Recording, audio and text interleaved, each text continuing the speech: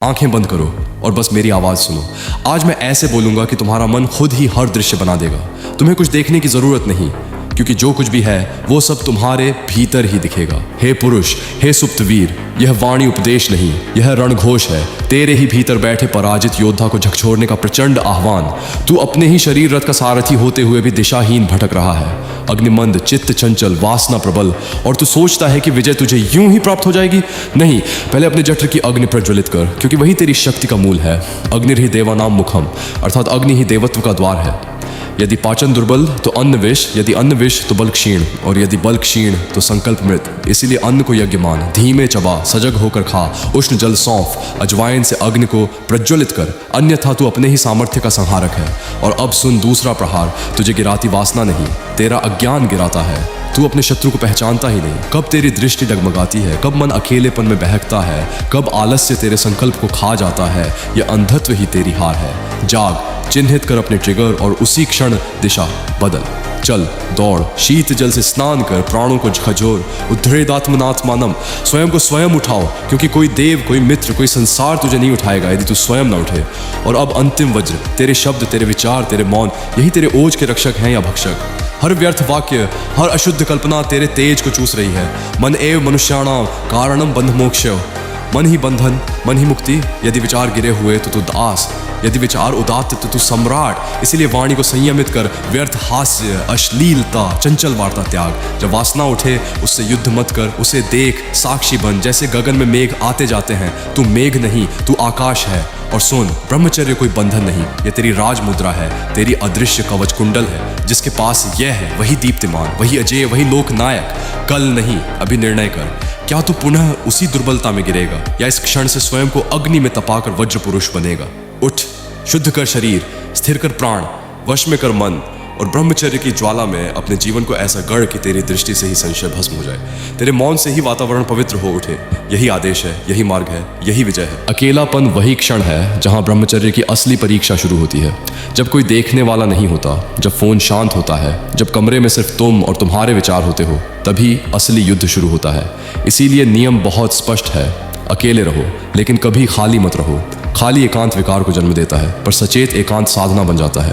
अध्ययन, लेखन, व्यायाम, सेवा और आत्मचिंतन में ब्रह्मचर्य की संचित ऊर्जा को दिशा दो। जब एकांत भटकाव नहीं बल्कि अभ्यास बन जाता है, तब ब्रह्मचर्य टूटता नहीं, वह शक्ति, स्थिरता और अडिग आत्मबल में बदल जाता है। लगभग 3 महीने के ब्रह्मचर्य के बाद कोई नशा या दिखावटी हाई नहीं आता, पर एक सूक्ष्म परिवर्तन शुरू हो जाता है। माया कमजोर पड़ने लगती है। तुम लोगों, परिस्थितियों और अवसरों को वैसे देखने लगते हो जैसे वे वास्तव में हैं। वासना निर्णय को धुंधला करती है, संयम उसे धार देता है। इसीलिए संयमित पुरुष दबाव में भी सही निर्णय लेता है और भीड़ में भी स्थिर रहता है। एक नियम कभी मत भूलना, नो आइडल एनर्जी रूल। निष्क्रिय ऊर्जा अपने आप पतन में बदल जाती है। यदि शरीर रुका है, मन को काम दो। यदि मन रुका है, शरीर को चलाओ। ये एक अकेला नियम अधिकांश पतनों को रोक देता है और जीवन को शांत, सटीक और शक्तिशाली दिशा देता है।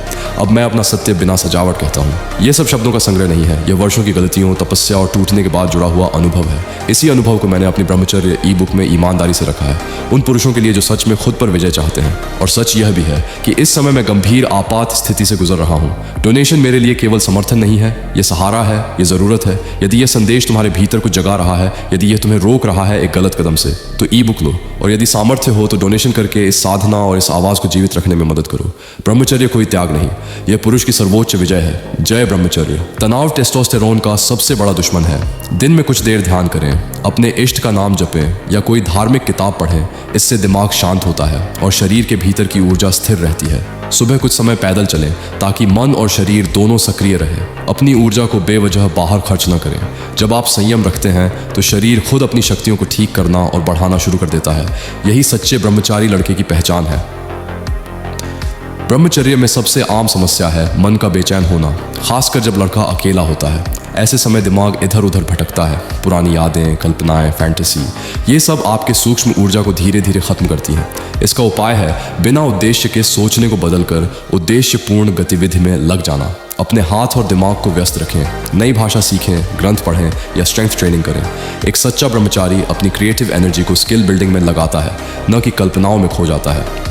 जमा हुई ऊर्जा अगर सही दिशा न पाए तो वह अक्सर चिड़चिड़ाहट या अचानक गुस्से के रूप में बाहर आती है। याद रखें, गुस्सा वही ऊर्जा है जो सही दिशा मांग रही है। जब भी गुस्सा आए तुरंत 20 पुशअप्स करें, तेज चलें या नाम जप शुरू कर दें। शारीरिक गतिविधि प्लस आध्यात्मिक कंपन मिलकर आपके गुस्से की आग को फोकस में बदल देती है। यही असली पुरुषार्थ है। अगर आप ब्रह्मचर्य, टेस्टोस्टेरोन, ऊर्जा संयम और अनुशासन को आसान भाषा में गहराई से समझना चाहते हैं तो मेरी ब्रह्मचर्य ई बुक फॉर बॉयज़ ज़रूर पढ़ें। इसमें हर चीज़ स्टेप बाय स्टेप समझाई है। और अगर मेरी बातों से, मेरी मार्गदर्शन से आपको लाभ हो रहा हो और आप चाहें कि मैं इसी तरह लड़कों के लिए और मदद करता रहूं, तो आपकी छोटी सी डोनेशन भी मेरे लिए बहुत बड़ी सहायता है। ये मेरे इस पुरुष उद्धार सेवा को आगे बढ़ाती है।